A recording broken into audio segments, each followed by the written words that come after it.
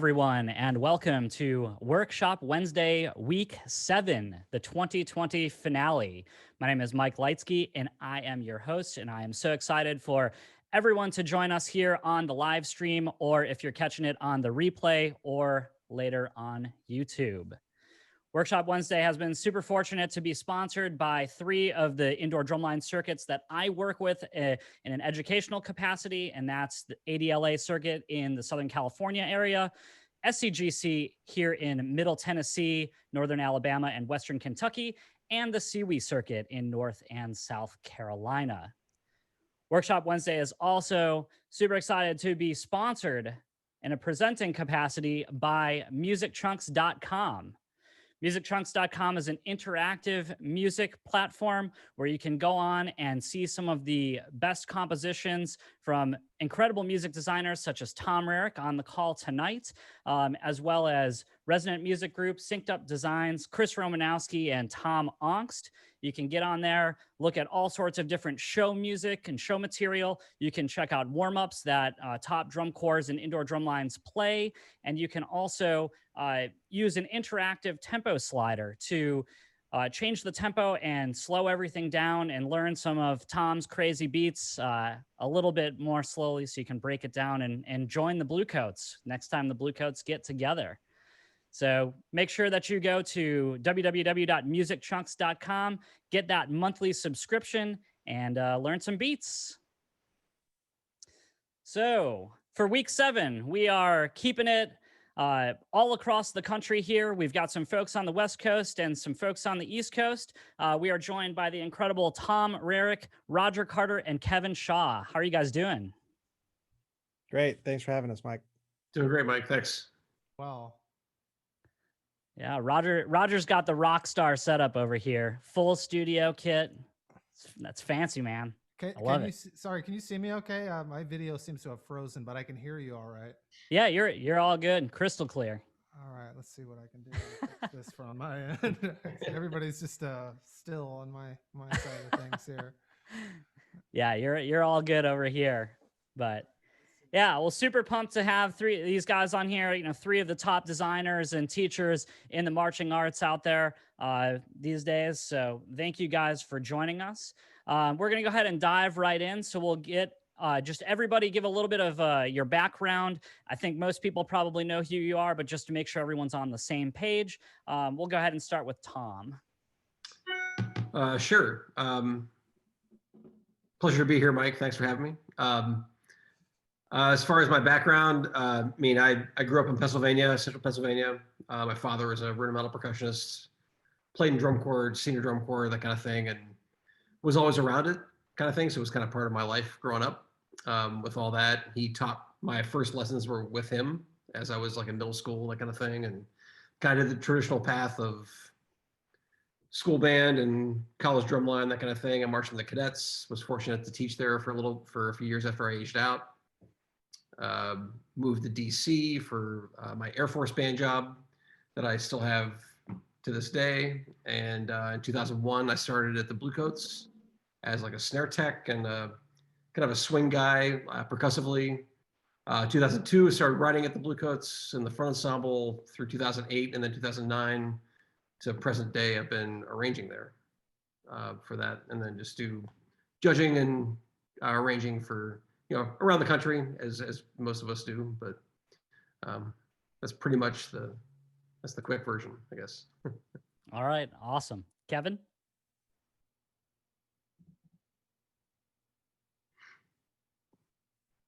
He's muted. Kevin, you're muted. Can you unmute? He looks great, but he sounds terrible. There he goes. Yeah.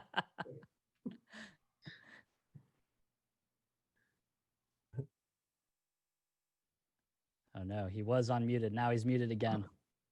He says you have to unmute him, Mike, I think. All right. All right, sorry, I'm going to stay unmuted. I was just trying to be Zoom polite. I guess I'm just trained to do that now, but I'm going to leave that alone. Anyway, yeah, thanks for having me. My background, actually, I moved to this country with my family from India when I was 6. So I, went through all the schooling system in the U.S. and I'm an American citizen, proud to say.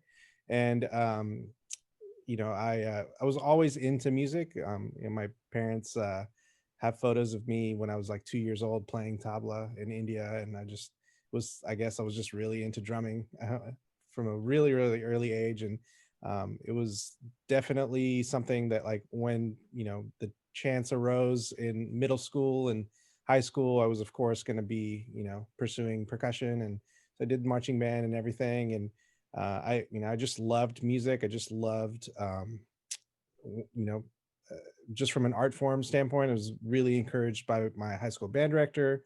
So I definitely wanted to pursue it. I went to UCLA and pursued music and also philosophy as my other major, because there was a part of me that also wanted to go into law. And my parents also wanted to encourage me to pursue something that is a traditionally successful image career as well. But they were supportive of my music life as well. And so when I was finishing up my undergrad, I told them that I was gonna audition at some music schools, and if I didn't get in, then I'd try to go to law school. And so I was fortunate enough to get into some music conservatories, and I did my master's in performance at Juilliard in New York. And at that point, I was really into orchestral percussion and was really convinced that that was where my life was going to take me. And so I was taking a bunch of auditions, and I'd moved on in a couple rounds. I'd done a lot of music festivals, and at some point, living in New York City got a little bit beyond the means of a unemployed college grad. So I moved back home to just continue auditioning for orchestras. And in the meantime, I hooked up with some of the people that I'd marched with back here in SoCal, where I grew up. That kind of led to, hey, do you want to teach our front ensemble? Do you want to do some writing? Yeah, I can do that. Sure, no problem. And then we just kind of fed off each other. I mean, I grew up with Tony Nunez. We both marched Black Knights indoor drumline together, and we both marched Santa Clara Vanguard together. And so we just, kind of hit it off as a team at Arcadia. And then I partnered with Mike Jackson. And so we've been working together quite a bit. And so that kind of grew into two really strong relationships out here. And so I work with Arcadia High School and Vista Marietta High School and Broken City Percussion, along with Roger. And during that time, I also through Mike hooked up with Tom and Bluecoats. So I did Bluecoats for 4 seasons, and then we eventually moved on to Blue Knights, and we were writing there together. And we did Blue Knights for 6 years, and we decided to take some time off this last season, unfortunately, before COVID hit. And so since then, I've just been kind of hanging out at home and trying to figure out my life. So yeah, that's the nutshell right there. Nice. I feel like a lot of people can relate with the COVID side of things there.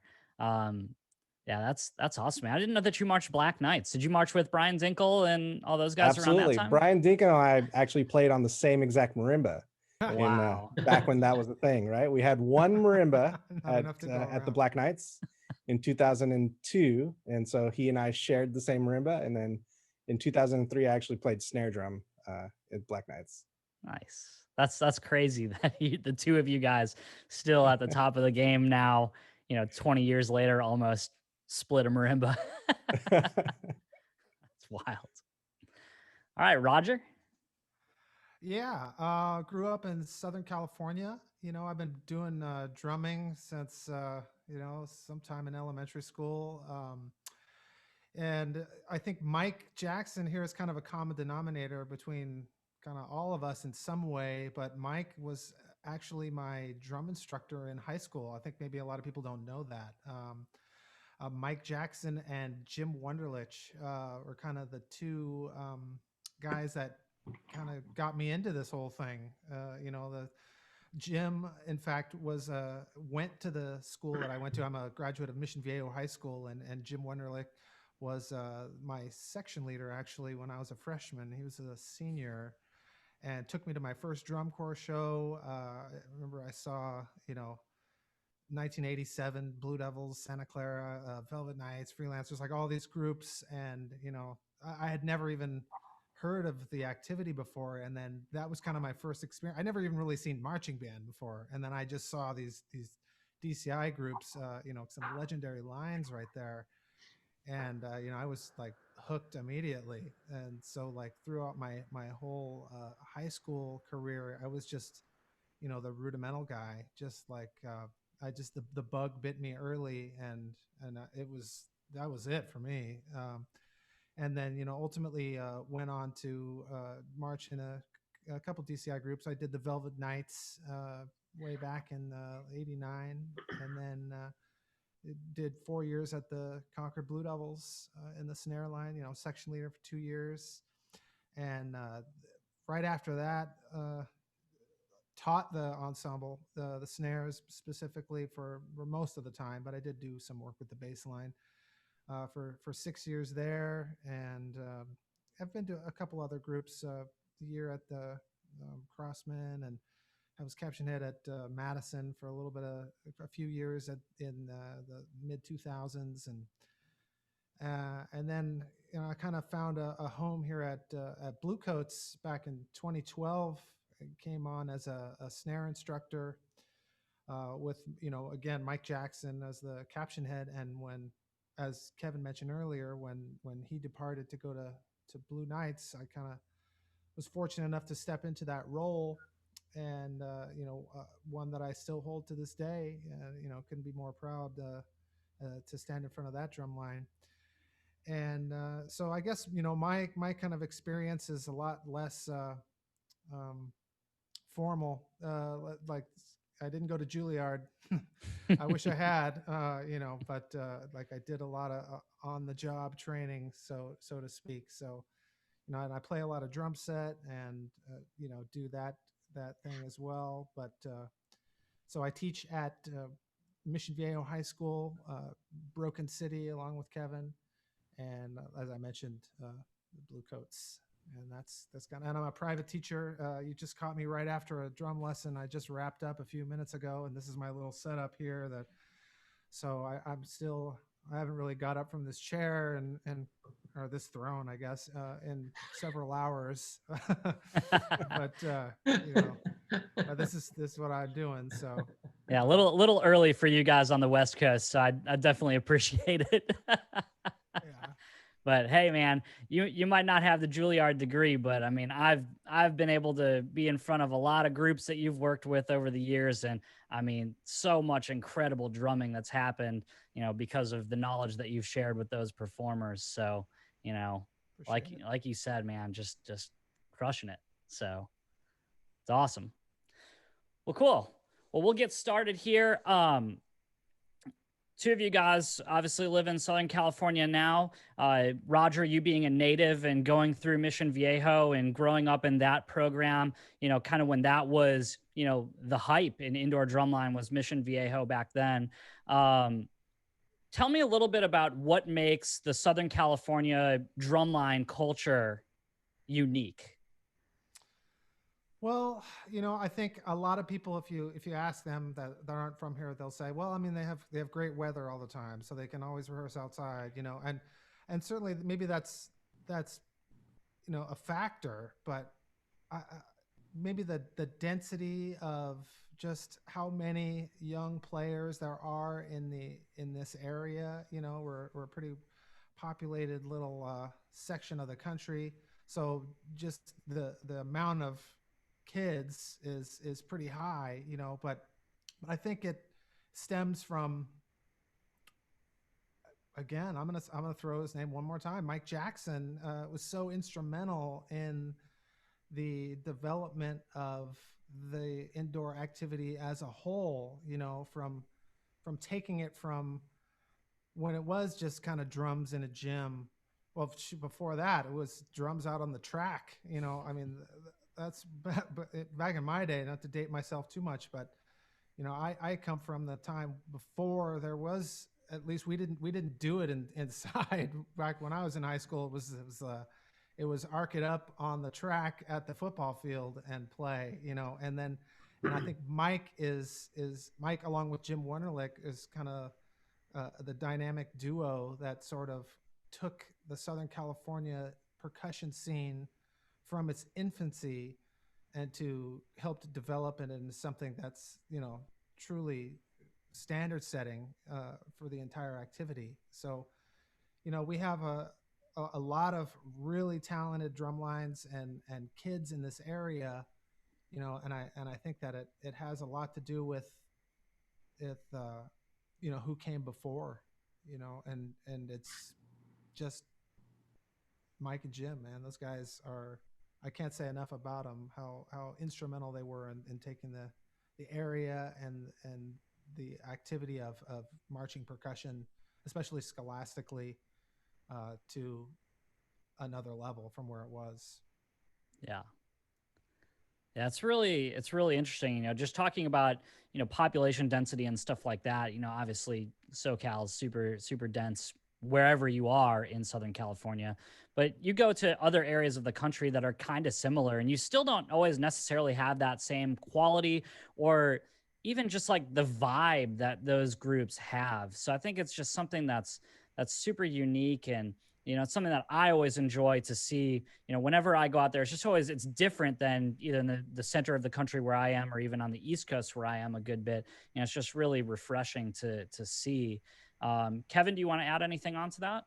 Yeah, I was gonna say, I think that there's a lot of like things that are like just like the right kind of um you know little mini factors that played into those kinds of things that you couldn't really predict or plan.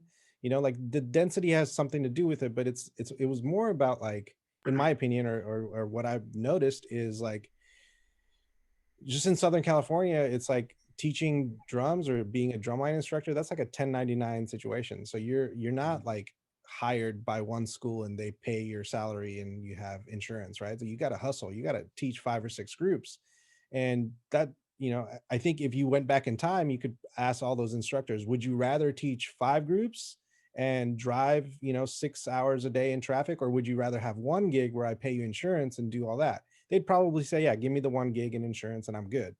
But I think it's that 1099 culture that is actually like amplified this whole thing, because you think about it and it's like over time, you know, one person writing 1 show a year versus one person writing 6 shows a year. And then they're working with 6 different staffs. They're working with 6 different levels of talents, and resources and problems and boosters and band directors and all of this little, like, kind of test tube of like failures and successes. Like someone goes through massive transformation in 1 year versus where someone else maybe in a different part of the country is going through a smaller transformation, at least in their development as a drumline instructor or designer. And I mean, if I just look back at that, maybe 10 years ago in my life, I was teaching 5 or 6 schools and I was hustling and I was grinding and I was writing a lot, and it wasn't the best lifestyle, but now that I look back on it, it was definitely made me better faster, Yeah, that's interesting. I think maybe thinking about it in tandem, where it's like the density and the number of schools that you have in the area give people, younger instructors or kind of up and coming people, a little bit more of an opportunity to really showcase their talents and, take that next big step to, become a Kevin Shah, just because of, the density of the schools, or the amount of programs that are there that they can work with. I mean, when I'm thinking here in Middle Tennessee, there's a handful of what I would say are really, really strong band programs, and those jobs just never turn over. Right.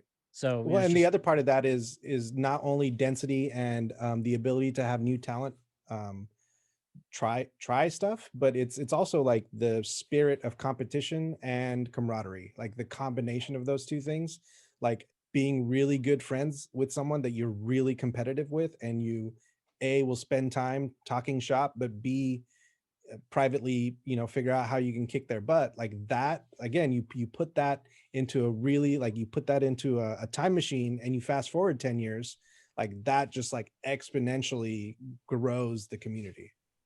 Yeah, that's a really interesting point as well.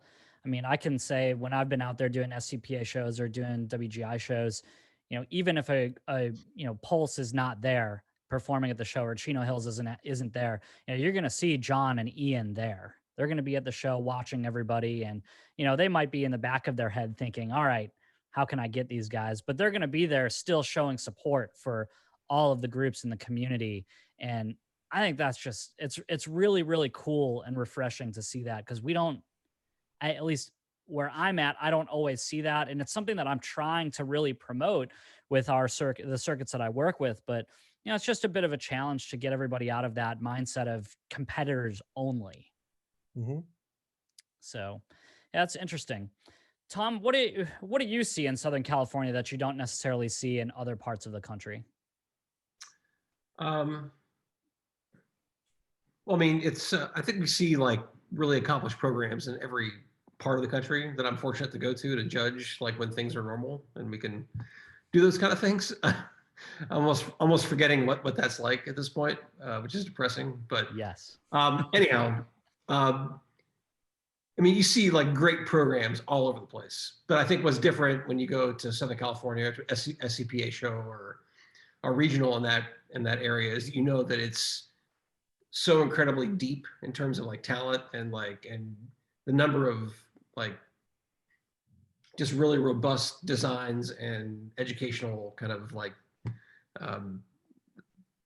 environments that exist there. I think just up and down kind of, you never know what's kind of coming at you, I think. So I think it's more like I think it's like what Kevin was talking about with the culture, at least that from my outsider perspective can see. There's a real investment amongst the people who are at the top of that regional and certainly the activity as a whole, but just that govern that kind of guide that region of the country. There's a real investment, a genuine investment from what I can see of those people to really, just to help the community, I think, and really advance percussion on all levels, I think, whether that's design, with instruction, all those things. It just seems like a really healthy, as much as it can be in a competitive environment, it seems really healthy and really collaborative, I think. So I think it's like the depth and it's the experience and of the instructors and all that. So that's what's different, but it's special, but it's not different than we see in other spots of the country in terms of achievement. It's just so concentrated, I think, and certainly pushing the activity in a lot of ways. Yeah, one thing that really stuck with me was, I think it was maybe 2018 or 2016, maybe, all of the WGI World Class Marching Classification medals went to groups that were from Southern California. And I saw so many people that were just hyping SoCal. It wasn't, X group won or X group got a silver medal. It was just hyping the entire area in the overall dominance of what happened, as opposed to, being upset that someone got you by 3/10 and they had a gold medal and you had a silver medal. I'll say one more thing too, if I can, about what's different.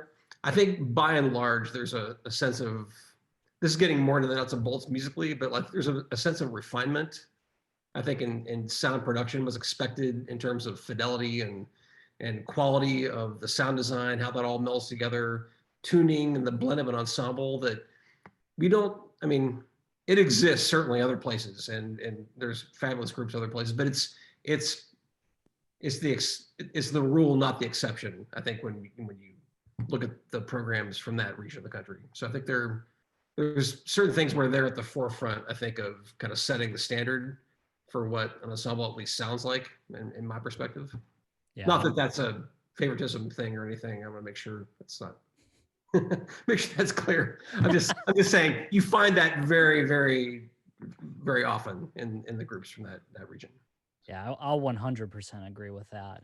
And yeah, a lot of that comes from the cross-pollination, right? Like it's not just one team that like they all have all the secrets by themselves. Like members of that team work with X number of other groups and then they collaborate with other groups. So it's like this interwoven web of teams. It's not just like one team stays on one group and they have all the secret information.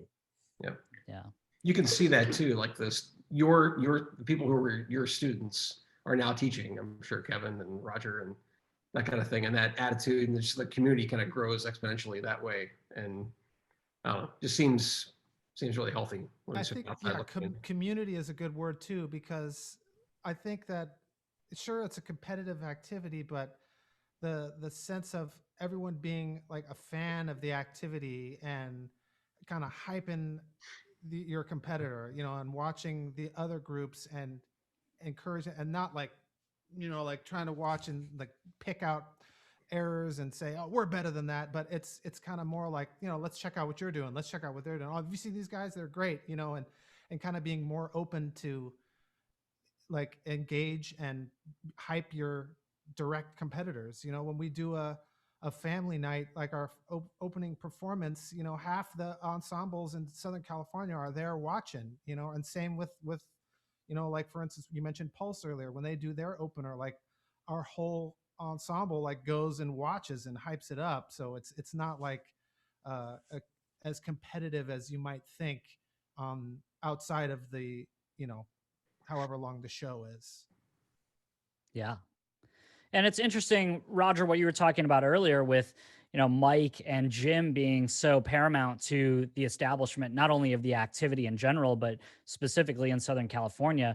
If you were to kind of compare this activity to sports and you think about Jim and Mike as a coaching tree with you and everyone that they've taught over the years that is now a caption head at a big group or writing for another big group.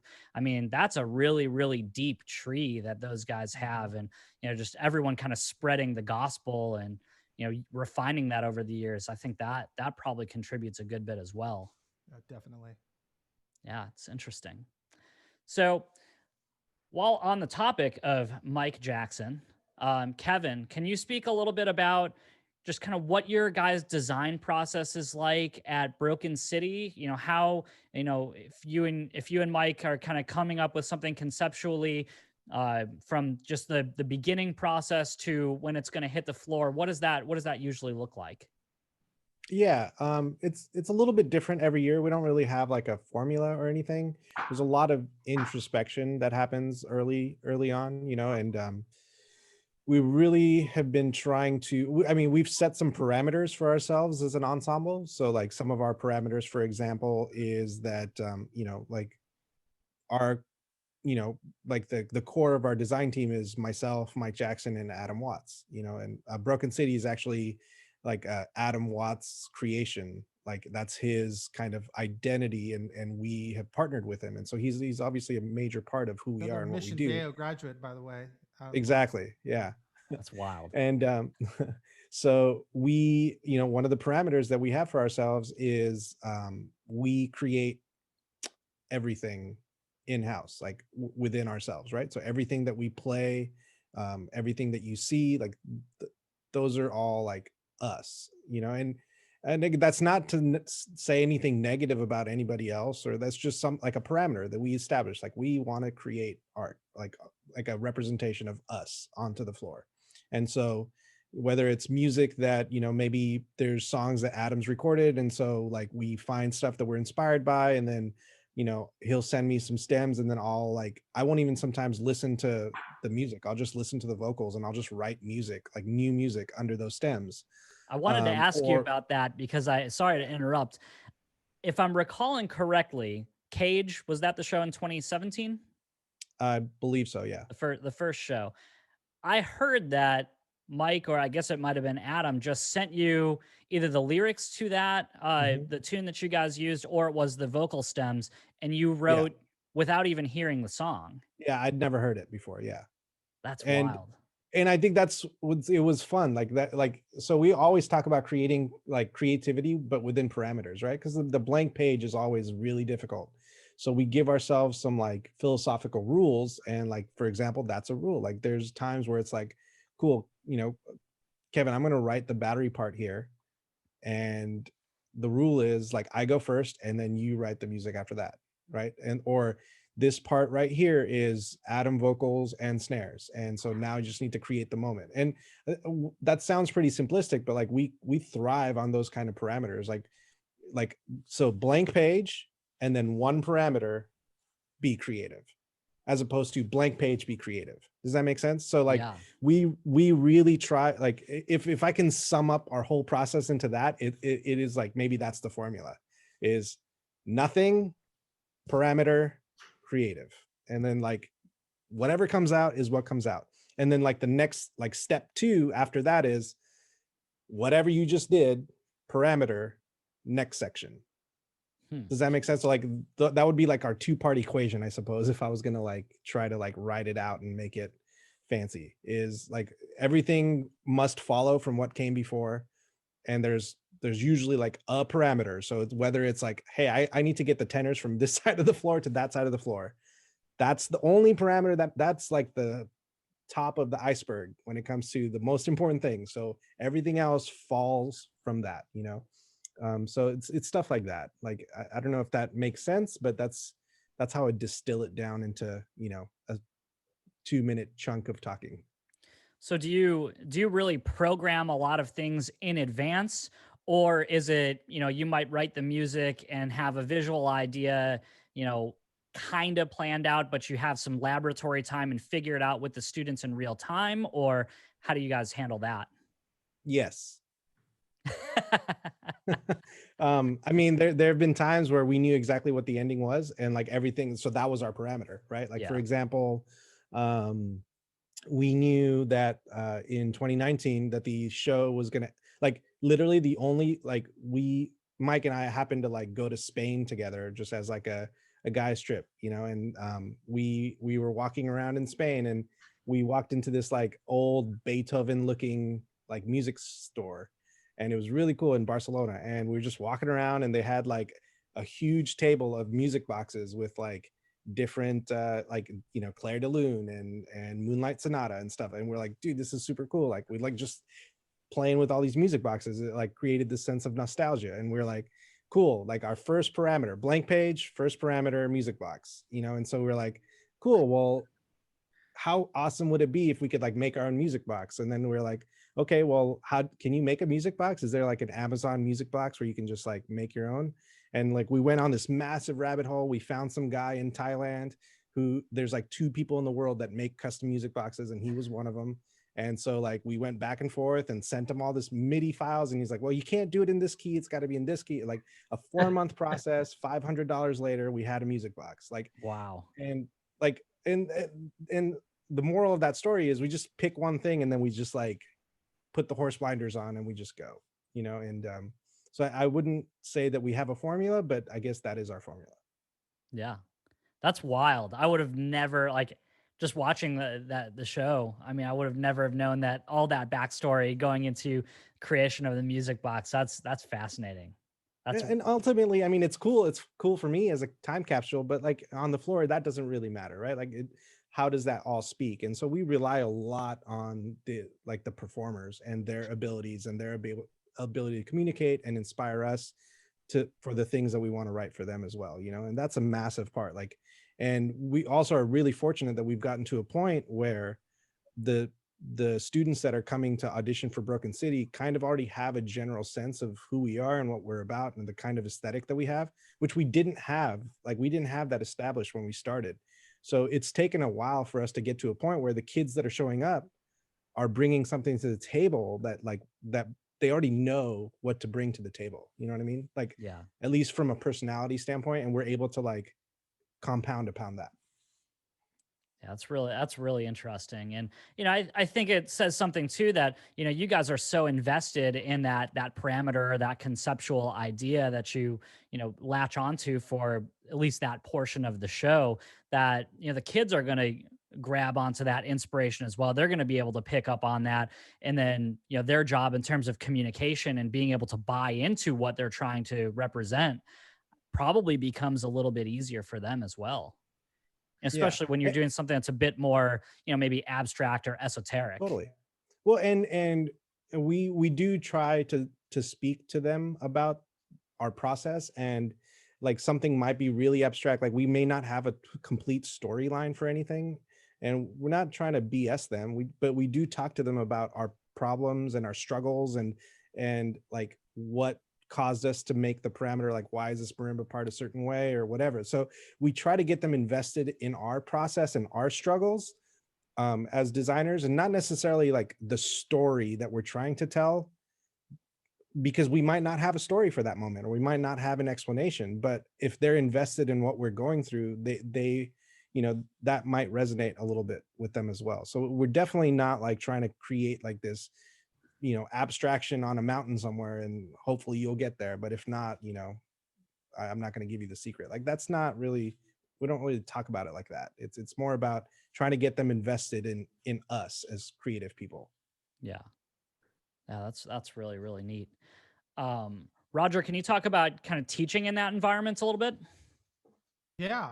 I mean, like Kevin alluded to, that the talent level has drastically, improved since the beginning, right? I mean, back when the roots of the organization were kind of an offshoot of what was Orange County Independent Percussion, and what started out as an open line, and then when Mike got there, like we went world class, and I think maybe we even bit off a little bit more than we could chew initially, because we didn't quite have the talent at the level that the design was, right away. Not to say they weren't good, they certainly were. Maybe just not the depth of talent, whereas as now, you pretty much, like, everybody in the ensemble is top caliber and really can handle just about anything you can throw at them. So the growth has been, quite phenomenal over the, I don't know, 5 years or so that the ensemble has been around. I don't know exactly, but it's a really, like Kevin said about the creating a parameter or a rule, and then living with that that stipulation kind of on like everything that you do. So we again, like Kevin said about it's us. Like, we try to make it that everything comes from within, and we're not trying to be influenced, I mean, any more than is subconscious, from outside from other ensembles. But we try to just do what we do and try to be our own thing, and approach the drum in a real organic way. Like, we're not strict on like picking a heights, it's got to be, stick heights, and it's got to come up to here and like that. Like, we don't really do that. We go from sound levels, and what does it sound like, way before what does it look like, as far as like the drumming specifically. So I know there's a lot of philosophies out there that are strict, 3-inch taps, and it's got to be here and here and here and here and here, and we don't really do that as much. But it's more of the way we're approaching the drum, the sound I'm drawing out of it, what is the energy level that I'm putting in at this time or that time, and trying to be more, for trying not to, don't want to be too cheesy, but like being organic about it, and not formulaic, if that makes sense. Yeah, it does. Do you, from a tuning standpoint, do you have just kind of like a baseline that you use for, every single year, or do you change that up based upon the show, or, maybe like any specific, chords that are featured in the front ensemble, or, how do you approach that? Yeah, not really. I tune the bottom head of the snare like pretty much everybody else does, like up to a D, if I can get it there. Maybe sometimes a little flatter than that, but it's about having the head in tune with itself. We don't take the batter heads on the snare drums maybe as high as some groups do. I mean, we certainly do crank them, but not to where it's like playing on glass. Yeah. So we like a little bit more of a warmer tone out of that snare drum. I think the scale on the tenor voicing hasn't really changed much, if at all. So it's not something that is different from show to show. I mean, Okay. I don't, not that I'm aware of, granted, I'm the snare guy mostly there. So, certainly we all of the instructors, kind of the core of the battery instruction is me, Veronica Hidalgo, and Matt Gonzalez. We kind of do the, snare, tenor, and basses respectively. Although Veronica last year was actually the battery caption head, or I don't know what the title is, but she was kind of the one who was in charge of the overall battery. And I'm doing the snares, but we all cross caption all the time, so it's not like I don't have the freedom to walk up to the quads and give my impression of what they're doing and what might make it better. And same thing for Mike in front of the snares. Like, we're all really open like that. Of course, Jen Swanek doing the cymbals too. I don't want to leave her out. But we're really open to each other's input and each other's influences kind of coming across in a natural way, so that our collective experiences kind of help shape what the ensemble will be. Yeah. I love that. I mean, I love that you guys have that trust that, if you have something to say to the tenors, it's just, you're not stepping on toes to do that. It's just, everybody's working together to make the group collectively be the best they can be. Right. Yeah, that's awesome. Okay. Can you contrast that experience with what you do at Mission Viejo now? Well, yeah, sure. Obviously, we're talking the Scholastic group, so it's not quite.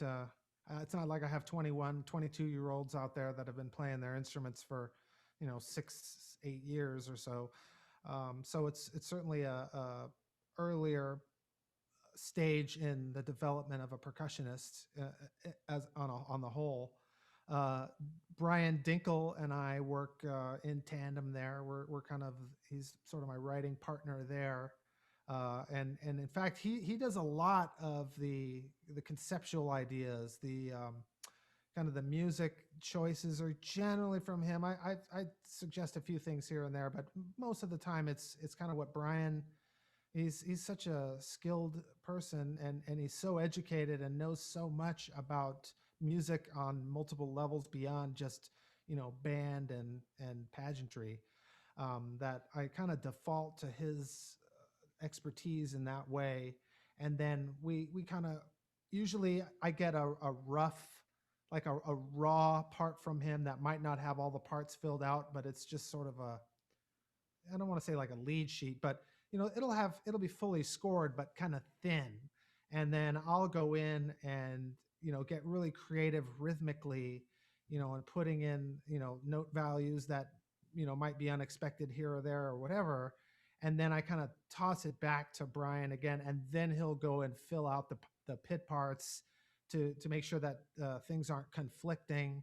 So rhythmically I kind of drive it in that way, but certainly tonally and thematically, is a lot of it is on Brian Dinkle, and we work together in that way from a musical standpoint. And then depending on who's doing the visual aspect, we've had a couple different instructors over the years, since, again, here's his name again, since Mike was there, however many years he was there for, like 27 or 28 years.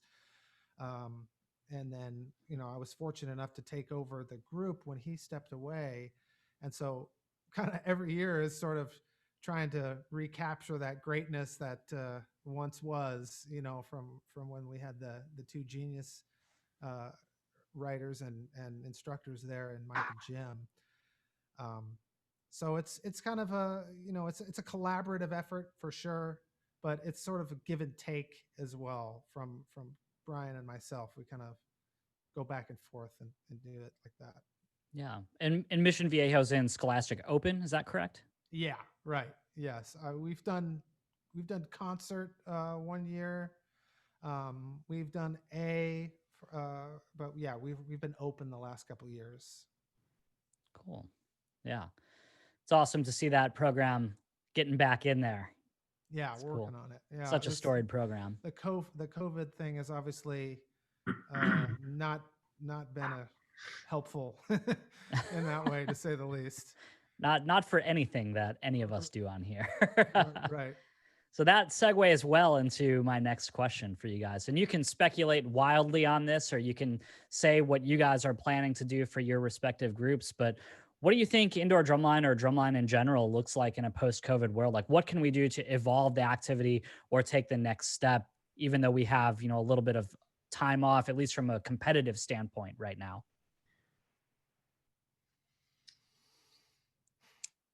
I mean, I will say that for better or worse, we're all living that Zoom life. So, I think that there are people that are probably embracing whatever pros that you can find from living this, situation. And like there are definitely things that like we're probably communicating a little bit more than we normally would be, just as groups of people. So it's possible that people take that to, and keep some of those positives when things come back to in person.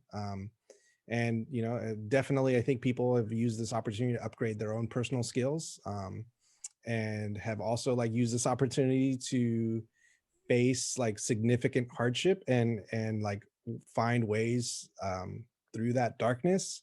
And so like from a hopeful standpoint, like to me, like this has been rough, but at the same time, I personally really truly believe that once we get to a point where we're looking at this in our horizon, we're going to realize that we're so much stronger as just a human race and as an activity, and as collective groups of people. Like I feel like there's definitely going to be some massive upgrades in our, just like that whole survival of the fittest kind of mental state. Like we're going to be stronger because of this. So, you know, that I genuinely feel that. Now that doesn't mean that I don't on a daily micro level struggle with a lot of this stuff, but I really think that for better or worse, I think that we're going to come out of this actually stronger. There's gonna be an uphill battle a little bit, like getting kids motivated and interested in drumming. Like that's the biggest thing I'm worried about, for at least in SoCal. Like we haven't drummed together for 8 months, and so I do worry about student mental health. But I think that once we get to a point where we're back in a normal sense, like I hope that we're gonna be stronger. So that's what I would add. Tom, you want to add on? And the other thing I would say is, I mean, it seems like at least the indoor activity and like how more regionalized it is too, and how we could maybe, seems like there's maybe more possibilities to move forward sooner than some other activities that tour around the country and that kind of thing on a more consistent basis. So maybe there's small hope there in terms of like how we can move forward and at least within our controlled little bubbles and that kind of thing, as this activity is kind of regionalized that way. So so hopeful for that. But as far as what it looks like in the timeline, I mean, who knows? We're all extremely hopeful, and as Kevin said, I mean, trying to use virtual technology to stay connected, stay relevant, stay all those things with our skills, with our students, with our colleagues, and all that. So just trying to stay motivated with that kind of stuff, which varies from day to day as far as how successful that is. But Yeah, Roger. Yeah, it's funny talk about communicating more. It certainly is, that is the case. I mean, what is the Zoom sessions but communication, right? So I'm not able to speak with my hands as much like through instruction. I have to listen to the student play and sort of try to get across what I'm looking for like audibly, orally, more than being able to drum right on there. Because I tend to teach a lot with kind of playing on the front of the drum and getting them to lock in with me and to feel it a certain way based on playing clean with me, and not having that is quite challenging. To be able to connect on a musical level, I think is really, really hard to do like this, like over the camera. So that's certainly been an adaptation, an adaptation we've had to make throughout all this. But on the other side of the coin, I find that I'm like my chops are stronger than ever because I'm drumming so much more. Like, because I'm like constantly playing here. I'm doing lessons all the time and, playing all day. Whereas some of those times I would have been spent in the car, driving to another place and, standing back and listening to the line.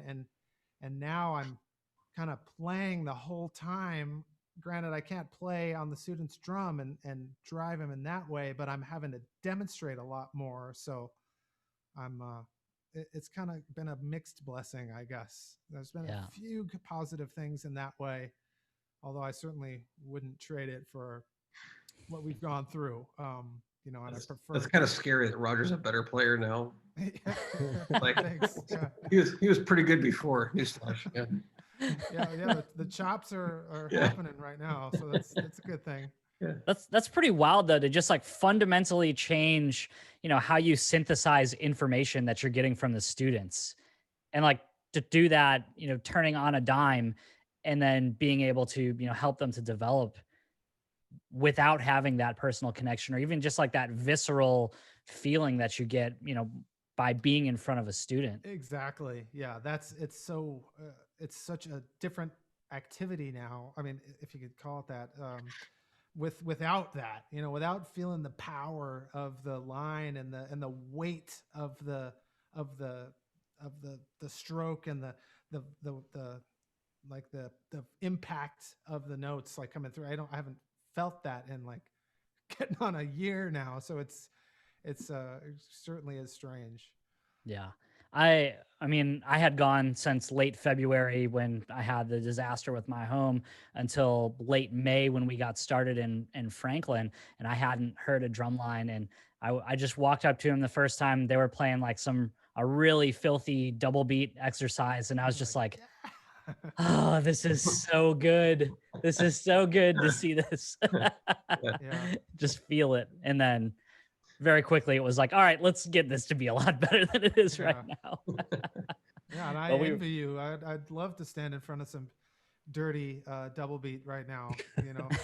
I haven't even heard that. I'll be right over, Roger. Awesome. Well, let's switch gears a little bit and let's talk some summer band, some drum corps. Tom, tell me a little bit about the structure of the Bluecoats team, how it came to be. I know you joined the corps a little bit earlier than most of the people on your team, but talk to me about how it came to be. You mean like percussively or just like overall or? Yeah, percussively. Okay. Yeah. So like, I guess I've been through, well, not through, but like I've been there during several different kind of iterations of like what the percussion program looks like. And when I first got there, Dan DeLong was the percussion caption head and the arranger for the battery. He had hired me there, and I was there for a couple of years and collaborated with him. After that, Mike McIntosh came and was from 2004 to 2008 was the battery arranger, and I was front ensemble, and we collaborated that way. In 2009 was interesting too, just because it was my first time writing the whole package, and we also decided to hire Mike Jackson and Tim Jackson, who are, I considered, way better battery, especially battery arrangers than I am, or like just so talented individuals that I admired at the time. So that was really humbling, scary, and cool at the same time, I guess, with all those guys together. But I think it's also when around that time, 2010 maybe, Kevin, when you came. A lot of people came through that system with the association with Mike, Tim Jackson with Rhythm X, and some of that kind of pipeline and just influences and people that way. And then I guess over the years, just people kind of, not in a bad way, just kind of cycle in and out, but like people have other opportunities to do different things at other corps and creatively and otherwise. And then, I think, Roger came in 2012 was your first year, Roger. And then 2014 was his first year being the caption head. So it all just kind of like it flowed over a certain amount of years, but with a similar kind of, I think, I guess mindset and approach and a natural kind of evolution of all that, to the point where I guess 2014 through 19 was our last actual year we put out a corps, obviously. So that has all been pretty stable in terms of the upper levels, or at least designer to caption head to, and of course, like Brad Palmer, Ryan Kilgore, Alan Justice, all this, Craig Loeffler, people have been with the front ensemble for a long, long time that way. So a certain degree of consistency that way with the front ensemble, marrying that with how the battery kind of was, it was evolving, but it was evolving slowly and methodically. And Mike really left us in a great spot, I think, and was really purposeful on his end to bring Roger in, somebody who he had complete trust in, who I could build a rapport with and feel really good about handing that off, that program off. And, you know, and of course, the great things Roger's done since that's happened from 2014 till the present. So, did the two of you have a relationship prior to, or outside of Mike, or was Mike truly the conduit that brought you two together? Can you say it again? With Roger, you mean? Yes.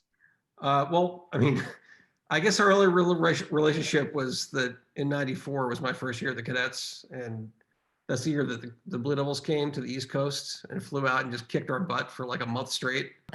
Like, they were amazing, obviously. I just remember Roger in the middle. I think we may have drummed with those guys a few times. Yeah. And we realized we could only play fast triplet rolls, parallel diddles, and they could play everything else.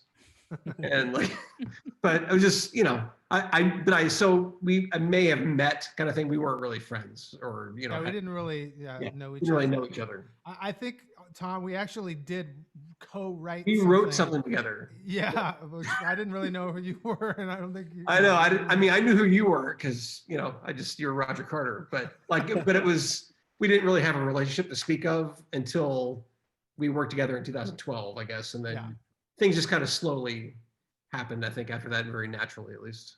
Yeah. So. Yeah, man, those front ensemble guys have been there for quite some time. Brad's probably on year 15 or 16 or. More than, I mean, my first year was 01 teaching there. And then Brad's first year was 03. It's been like 18 years or so. Like, Brad's been there. Wow. Alan was marching at that time, and he took some years off around like, you know, like the middle 2000s kind of thing, and then has come back. Ryan Kilgore has been there since 2008, and Ryan's done everything. I mean, he started as a front ensemble instructor and then has transitioned to be, I mean, one of the most important, like, it's trying to find the right way to say it, like one of the most important figures in the way the chord does everything, pretty much, in terms of like ensemble, even like a organizational type thing.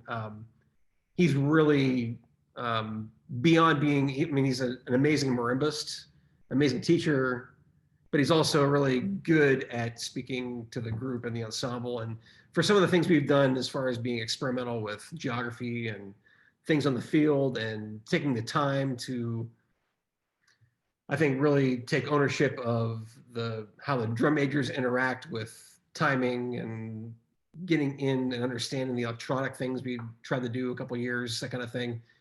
He's really been one of the, not unsung, because I'm sure a lot of people know, but like, he's certainly maybe under-recognized for his contributions there too, just even beyond the front ensemble, for sure.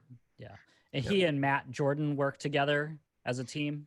Is that right? Yeah. Well, they did. Matt was he was the I guess assistant ensemble person for a while, and before he transitioned into his sound design role that he's in now. Okay. This past year, Dave Hall from was doing that role for us for 2019. So, and hopefully forward. So. It's pretty strong team. Yeah, I was extremely fortunate to have people that I admire and are such great, humble people too. So it's really cool environment to be in. So how has that design process evolved since you've, started writing for the front in 2002 to what it looks like now? Obviously with the incorporation of electronics around 2009, and then, Kevin coming in 2010, 2011. What does that look like? How long do we have, man? So my first year was, Doug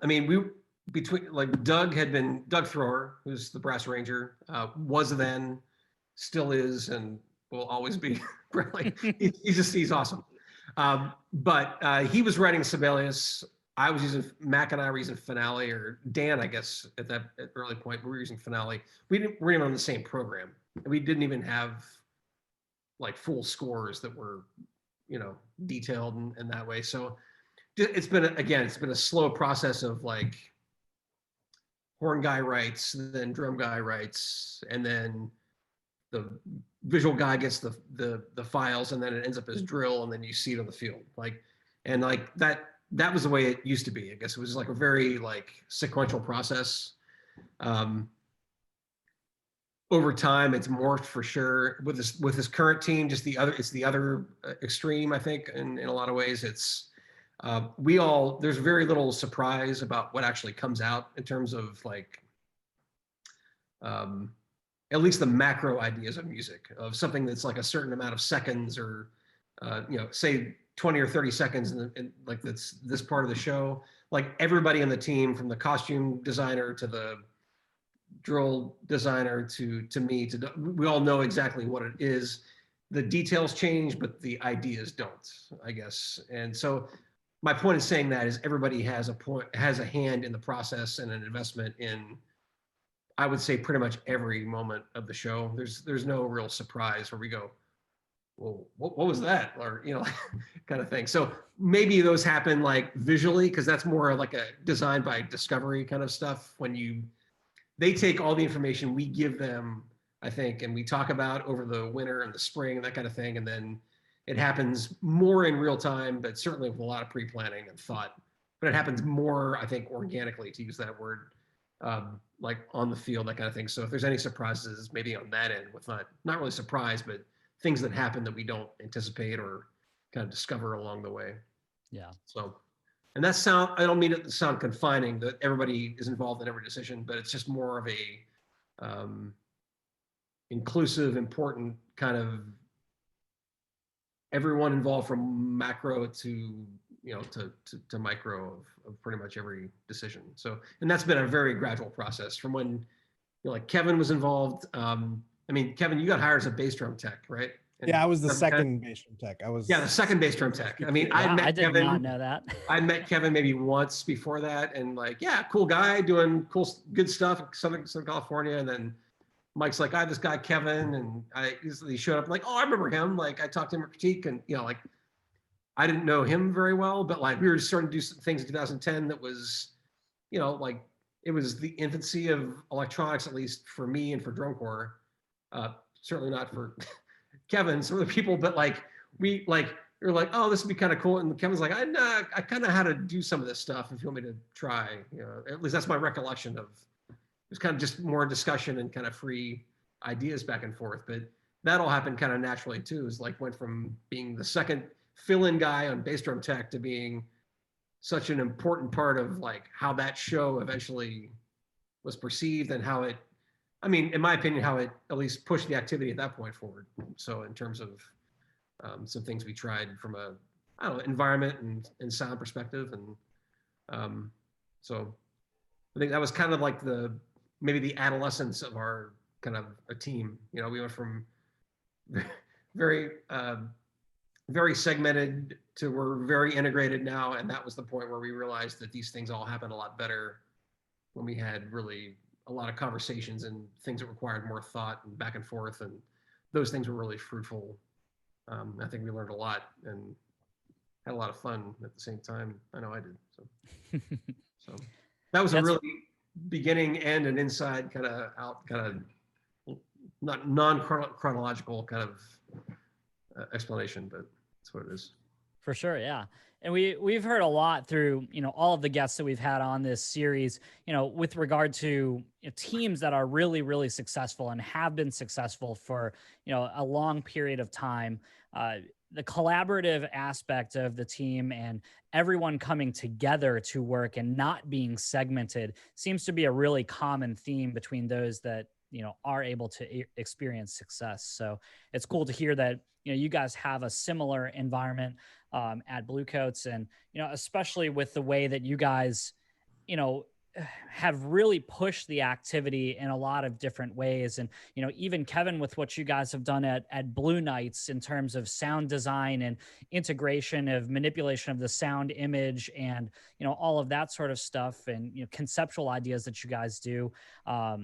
What inspires you guys to come up with those ideas? Where do you, find new things that inspire you to design in that way? And, what do you do to gain trust in those around you to say, hey, we've never put 15 speaker stacks on the field before and recorded the horn line, and we're going to do that? I think, yeah, I mean, well, I want to kind of refer to something that Tom was talking about, which is important because I think it's creating an environment in which like vision is important, but also creating an environment in which that vision can be shared and like many people can contribute to that vision, right? So there is like a higher, it's like a yin and yang kind of thing, right? Like there is a, like on one side of the coin, like you do have a hierarchy and like people kind of line up behind that hierarchy. But on the other side of that coin, it's like everybody is invited into contributing ideas. And like what Tom just said, like I'm very grateful for having an opportunity to be a part of his process early on, where it was like, hey, like, can I try some stuff? And like in most normal situations, like the arranger is not going to send the Sibelius document to the second bass tech to like, yeah, do whatever you want, right? Like that's just like not a normal like thing that comes into your head. But like if like if it weren't for that kind of attitude that Tom had, like we wouldn't have been able to have the kind of relationship that we have, right? And so I do want to say, A, thank you for taking that chance, and B, like I think that what he just speaks to, right, like is being able to A, have a vision, so like the confidence and like that kind of alpha vision, but at the same time being super humble and like letting other people contribute to that vision. So I think that that's something that like, I mean, I see like Shane is on this call and I'm sure that like he's experienced that as well. It's like it's really important to like be able to have that like yin and yang, confidence but humility at the same time. Yeah. And neither of those things you talked about, Mike, the speakers in the field or the recording the horn line, none of those were my idea at all. That's the other thing too. Like it's listening to the people who may look at what we do as like percussionists, or people that like teach the people that turn the knobs and press buttons and that kind of thing. But it's like their ideas about this stuff is like, that's totally, they may not speak the same language all the time, but they really have great ideas and are equally creative. Like adding depth of sound in the field. I'm sure people have talked about it for, whatever, but I mean, that was driven by John Vaderkoff, like the drill designer and artistic director. Like he was like just looking at things and going, I don't believe this because I see the soloist on the back hash, but the sound's coming from the pit. Like, how do we have all these tools, how do we use them? How do we gain dimension to these tools? Doug Thrower had been talking about recording the horn line for probably before electronics were invented, like literally before microphones were invented, like to be able to do it. So, like he's been, but in all seriousness, no, it's been like an idea of like, it's always that just standing by the food truck and be like, wouldn't that be cool if, kind of thing, just the wonderment of other people that maybe aren't as entrenched in our like disciplines as we are. They can see that stuff clearly. And I think it's like listening to those people, I think, or just taking those ideas seriously and filtering them through the tools we have and what might be cool for the shows that we do is also valuable, as it was in those two cases. So. Yeah, for sure. I mean, it's cool that, not only that you guys have that openness to be able to, hear people out when they're expressing, interesting ideas they might have, but then also to dive in and be like, all right, I've heard you say this a lot. I'm ready to do it. Now, how in the heck do we actually accomplish this? Which is another hour and a half long discussion, I'm sure. So when they go, Kevin or Vince or whoever, that's okay. It's your problem now. Yeah. Well, under promise and over deliver. Right. Like, Literally the only way. I'm just the idea guy. Right? Yeah. Someone else gets to execute. Right. Nice. All right. Something I got to know. Roger, what is the origin of the drum set in the lot? Yeah. Yeah, a lot of people usually they want to know that. Certainly I think that's kind of unique to us at the Bluecoats. And it kind of came about from a few different reasons to be. One of which you weren't allowed to use an amplified metronome at Indy, right? So there was a rule where you couldn't amplify, right? So you couldn't use your Long Ranger and Dr. Beat unless it was, off the little speaker. Like it couldn't, if it wasn't any louder than, that was as loud as you could have it, right? So, and that kind of came as a surprise to us in 2012. In fact, we showed up to the lot and it was like, oh, by the way, yeah, you can't use the Met. And we're like, what are you talking about? Like, oh, okay, well, I guess, yeah, that was in the rule. You should have read. Like, oh, shoot. Okay, so we didn't do our homework there. So then, Mike goes, well, Roger, can you just click? And I was like, well, yeah, I mean, yeah, my time's pretty solid. Okay, no problem. So then I just put in, headphones and then we did it. And it was like the first time we'd ever done it. It was quarterfinals. And perfect. What you always want. And the guys were like, wow, that was great. We really loved it. It was like human and it was kind of, it felt just a little bit different. You could feel the connection. And so great. We did that. And then, so then 13, we did that again. And, then 14, we're kind of doing that all the time now. And so, segue, the drum staff, we're all real good friends, and at the time, Tom Gasparini and Joe Woody and, all the people that are on the staff, we do a lot of hanging out, so like after shows and stuff, we'll be, having fun. And I remember one time in 14, it was like after quarterfinals, like we got back to the school and we were real excited. The choir did well, 14, we were a good ensemble. And all the pit stuff was kind of pushed into the field house of where, because, during finals week, we have this nice facility, or we were at, where were we? The Indiana Wesleyan. Yeah. And so we had this field house and the pit put all their stuff in there. So we're after the show, the choir's asleep and everybody's in bed and everything. And we're like, let's go play, so we just like played. People, Joe Woody's like on the marimba, I'm playing on the drum set, and we played for like an hour and a half, just improvising and having fun and doing whatever. And that was that. It just was cool. And so then the next night we get to semifinals, and here I'm doing it again, I'm like, and I'm just like, we're playing eights or whatever, and I'm like kind of drifting in my mind. I'm like, what why don't I do this instead of this? I mean, if we're going to have to hear a sound, why not make it something a little bit more musical than that, So I started thinking about it, semifinals and finals. I'm like, man, that would be pretty cool.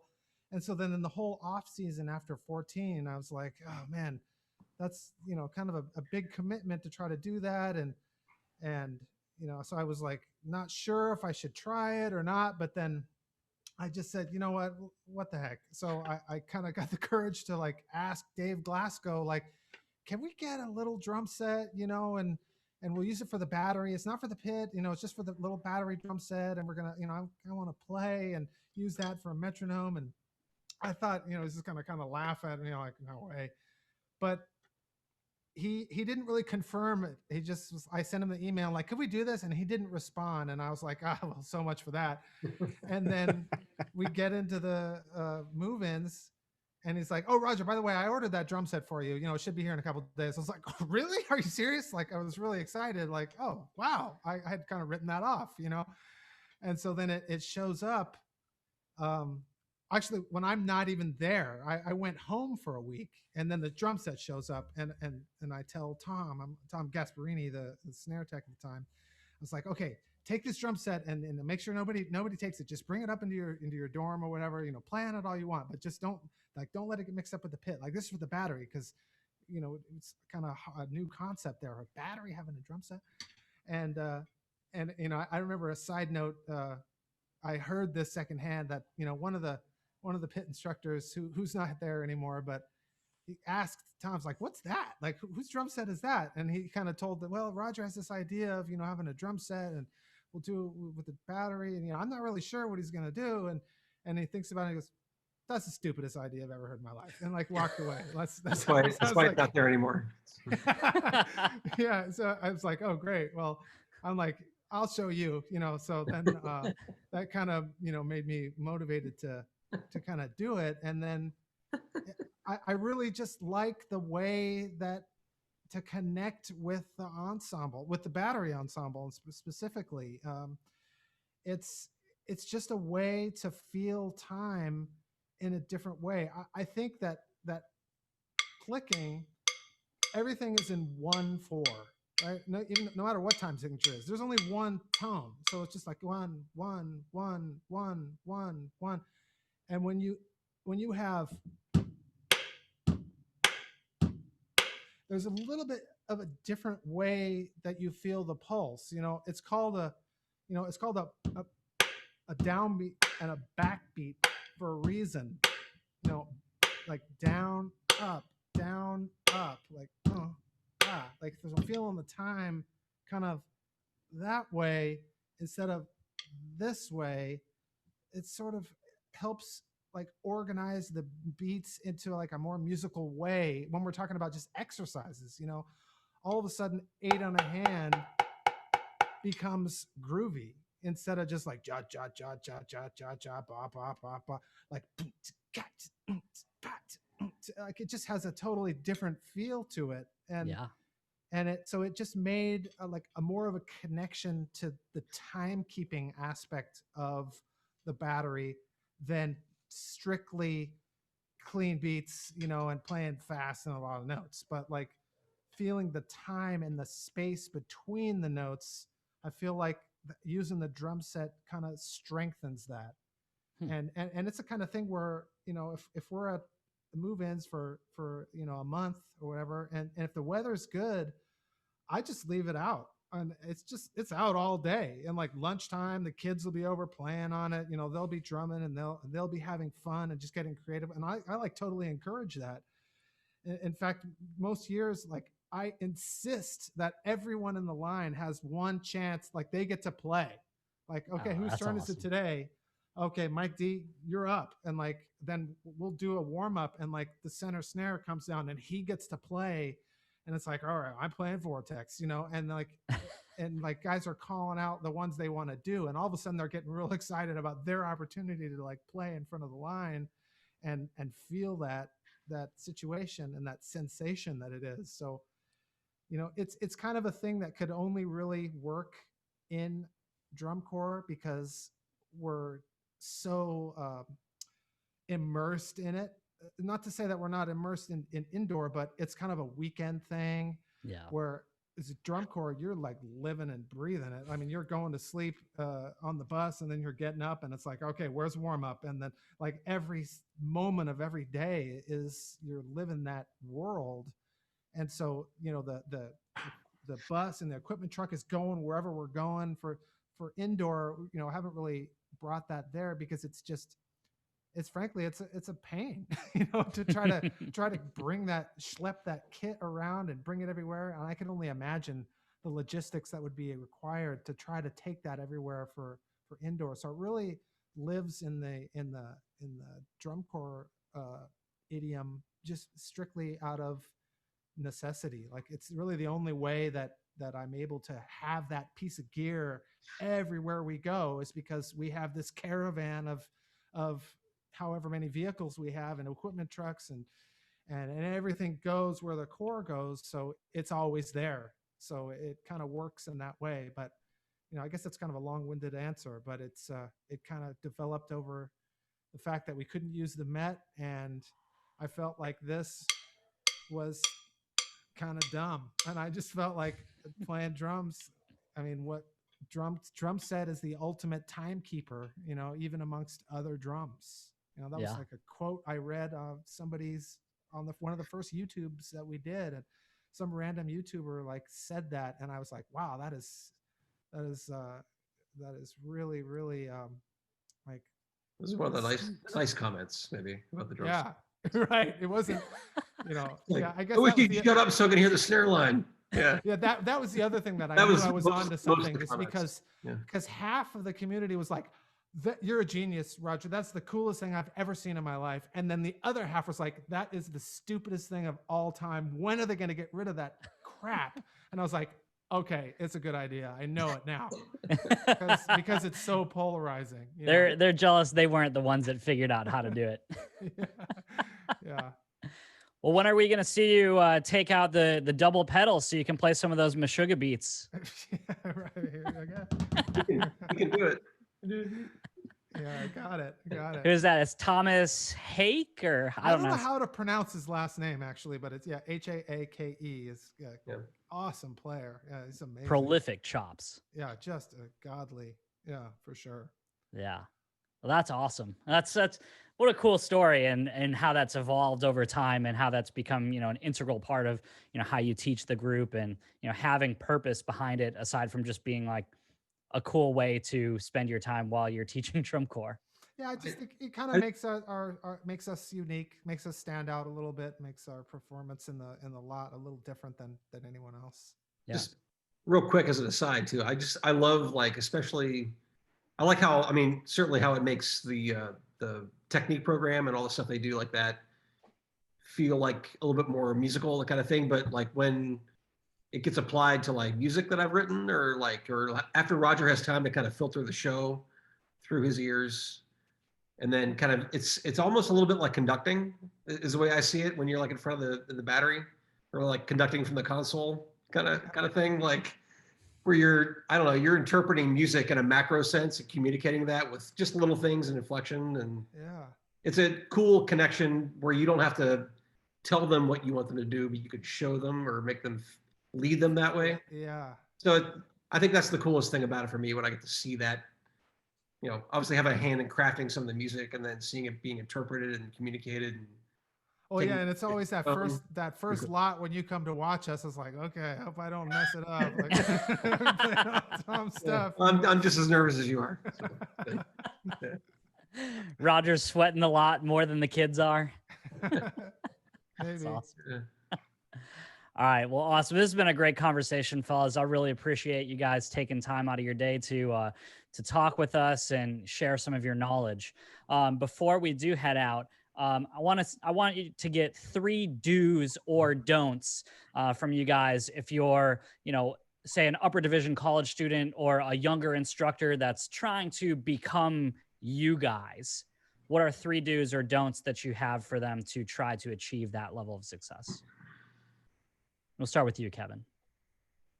Well, I maybe have 1, and hope maybe if I keep talking, maybe that'll turn into 3. But when I was leaving UCLA, like my final lesson with Mitchell Peters, he, you know, just kind of wrapping up that lesson, and he was just like, you know, hey, just want to give you a piece of advice, 2 pieces of advice. He's like, you know, number 1 is keep these open and keep this shut.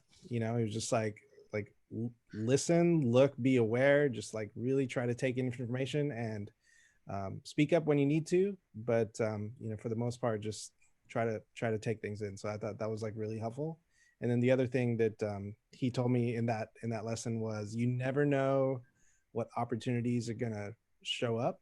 So, you know, when they do, you can either say, yep, I can do that, or you can say, no, I'm waiting to try to do this other thing, you know. And as many of us would probably attest to, like, where we are in our lives right now is not necessarily what we had planned and so whenever there comes a fork in the road or an opportunity, you can either say, yes, I got that, put me in, coach, or, make a decision and not do that. But just be ready. Like, those opportunities are going to present themselves, and you might be preparing for one thing, but something else might come its way. And you want to be ready to say, sure, I could do that. Yeah. Yep. That's really, really great. So those are two. Third one is, I don't know. Don't lie that you have three things. All right. Love it. Tom? Yeah, kind of dovetailing with what Kevin said about kind of being ready. I mean, from my experience, like qualified or experienced, like enough to like take the job that I did when I took over in 2002, like writing for the front ensemble. But it was a matter of raising your hand at a point where you know you want it, but you're not sure if you're ready. And like, I don't know, having a confidence in yourself or taking calculated risks, I think, is a big part in being brave and just knowing you're going to work hard enough to make it happen that way. As far as like your music, if you're a designer or a teacher, that kind of way, just be reasonable about the gigs that you take, understand what you want from them. I've said this a couple times to different people about, like, I've had some of the best jobs that I've had were the jobs that weren't like maybe the best funded or the best players or the best situation, but it was the group of kids or students that were maybe more similar to me in terms of my, like, they don't know what I don't know, and I don't know, like, we're all learning together in kind of a similar part of our development, which allowed us to grow without, if something isn't working right away, it's like, the world's, ending, kind of thing. There's programs like that, obviously, too. Just be realistic about where you put yourself if you want to be creative and experiment, and that. So I think that's two. Number three, play drum set if you can, because I think it informs a lot of what you can. Not just because we had that long discussion about drum set, but just even like front ensemble stuff, just like how you hear cymbal colors and how you lead phrases and directionality and voice leading and phrasing and just your sense of music and proportion, and thinking about it horizontally rather than vertically. I think that's a huge thing that at least listening and ideally playing music really, enhances for you. So. Yeah, I totally agree about drum set. Looks like Kevin's third is, or maybe fourth now, is going to be to play piano. Well, I was just adding on to Tom's. I was putting on a little decal on Tom's folder there. Just learn drum set and learn piano. Yeah. All right, Roger. I would say that to be fearless, but within reason. You don't try to just do what you've seen before.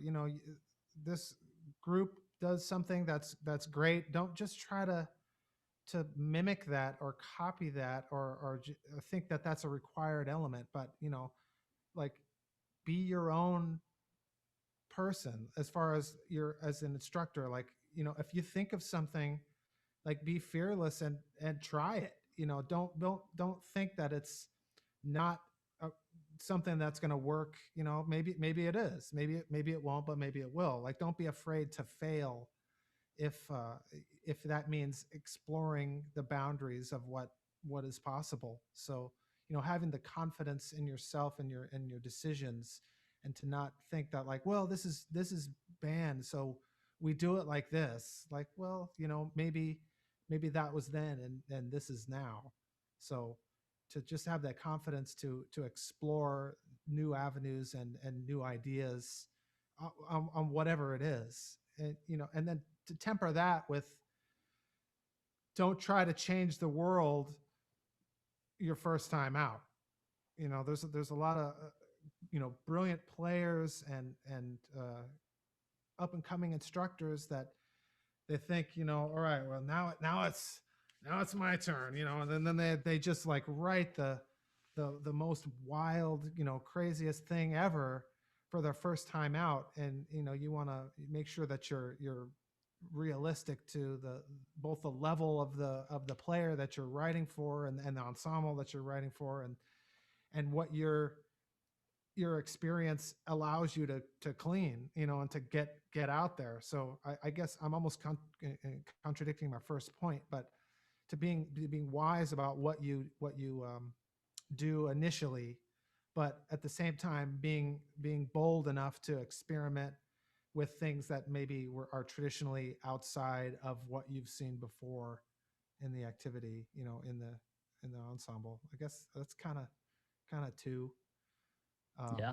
Third is play drum set. Yes. I love it. Awesome. Well, I mean, so much great information for you guys. I mean, the three of you especially inspire me when I'm teaching my groups or when I'm writing for groups, just with the creativity that you guys have had and the execution of that creativity over the years. I mean, so thank you guys for that. It's always like, you know, regardless of what the points and all of that stuff look like, being in front of your guys' groups specifically is always something that, like, after the performance, it's like, wow, I really get to stand that close to these types of groups and, be in front of that level of creativity. And, it's always inspiring to me to see what you guys do. And I hope that we're able to get back to that here soon. Hopefully in summer 2021 or fall 2021, or for some people, spring 2021. So looking forward to seeing you guys in person soon. So thank you guys so much for taking time out of your day and talking with us here. I know it's a little early for you guys on the West Coast, so you're probably eager to get some dinner in your bellies. So we'll go ahead and sign off here. Before I do, I want to thank the circuits that put this on, ADLA, SCGC, and CWE, as well as musicchunks.com for being the presenting sponsor of Workshop Wednesday. Make sure you log on to musicchunks.com, get that monthly subscription, learn some Tom Rarick beats. Maybe you'll see some Kevin Shaw beats or some Roger Carter beats on there soon, but still plenty of stuff on there in the database right now, and go check it out. Also, be on the lookout for the new iteration of Workshop Wednesday for 2021 coming sometime soon. I guess I skipped over this. Do you guys have anything that you want to plug before we get out of here? Yeah, I did real quick. I'm on the board of directors for WGI, and we've launched a few initiatives, and I wanted to just kind of double down on some of those with some of you. We have this program called the Future Leaders Program. Really excited. It's just to try to like encourage young people within the activity that see themselves helping grow and foster the activity and be an ambassador. And so I would highly encourage any of you, if you guys know students that have that kind of bug within them, that would be a great fit for this. I would highly encourage you to apply for that. And we also have this thing called the Emerging Voices Award, which is aimed to helping underrepresented people and students within our activity, and not just as a scholarship standpoint, but those that are really like working hard to make the community a better place. And so A, if you can donate to that, that'd be amazing. But B, if you know someone who's deserving, one of your students, one of your young instructors that is deserving of something like that, please have them apply. And then finally, and again, along these same lines, I am where I am today because of so many amazing mentors and teachers that I've had that have given me a shot and have encouraged me or mentored me in any way. So if you know any students that are getting started with design, front ensemble design, or whatever, I really am trying to make myself available to help mentor those students, especially now when we have a lot of free time. So you can put them in touch with me. My email is kevin@projectrisemusic.com. And I just really want to help as many people as I possibly can. So thank you. Awesome. Tom, Roger, do you guys have anything? Yeah, just one thing for me, just as far as the Bluecoats are concerned, certainly like during all this, obviously audition season and kind of the way the core interacts with, I think, membership and the public in general is a little bit, we've had to pivot a little bit that way as we don't know what's coming down the pike. A couple things, the Bluecoats have started a program called the Bluecoats School of the Arts, which offers some recorded type lessons, private lesson opportunities, things upcoming like this weekend and in a couple weeks, symposiums that feature some pretty amazing keynote speakers, as well as instruction from the Bluecoats staff, that kind of thing. This weekend, the keynote speaker is Spud Seawright. I believe Jans Lenderman, a trumpeter, famous Canadian trumpeter as well. In a couple of weeks, Jacob Collier is the keynote speaker for the second symposium. If you go to bluecoats.com, you can find information on all that, but it's just one of the things we're trying to do. Well, Mike Scott has really spearheaded all this stuff, but really worked hard to stand this program up and to be offering some sort of program and interaction and education in this new environment we find ourselves in until we can, get back to what we're doing and also hopefully continue programs like this. So bluecoats.com, check that stuff out. And starting this weekend is symposium number 1. So. Yeah, it'd be really great to see some people there for the symposium. It's expected to be a phenomenal event. The Bluecoats School of the Arts is going to be something when it gets going.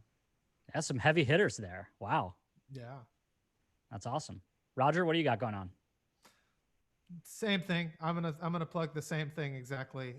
Just take a look at Bluecoats School of the Arts and what we have in the works for both the symposium this weekend, happening Saturday and Sunday of this weekend. It's not too late to sign up for it, and then in 2 weeks there'll be a second one. You can, if anyone is interested in auditioning for the ensemble and the upcoming season. That would be a required element, but it's really open to anyone, from whatever your experience level is. And I think you'll be able to get something out of it, no matter who you are. If you've held sticks at any point, we certainly have room for you to get to take your playing to another level. Fantastic.